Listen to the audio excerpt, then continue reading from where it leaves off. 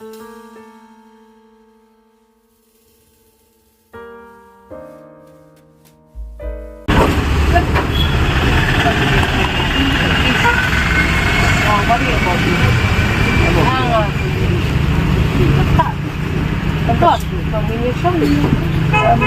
think plus itu, kemudian ada assembly dalam shah, commotion dalam tu.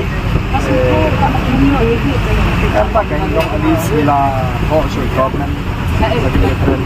Hak nak party and all party meeting yang ada different di roster. For us, we don't need to discuss the roster. You know what is roster.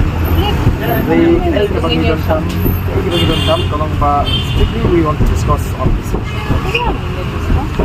Kata kita bagi kuat ini tolong madam review the resolution dan put on hold the roster, because the roster is just a system to ensure that the policy is strictly followed. So we don't need an explanation about roster. Believe him, Suko. Pangini keciko aji tolong very clear. We want to review the reception policy. Review the reception policy. If the government agrees.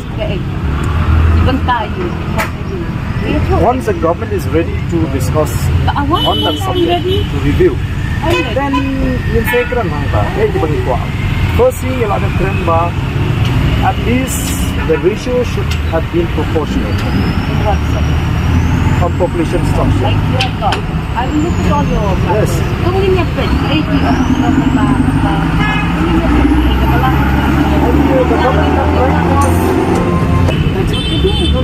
Number 2.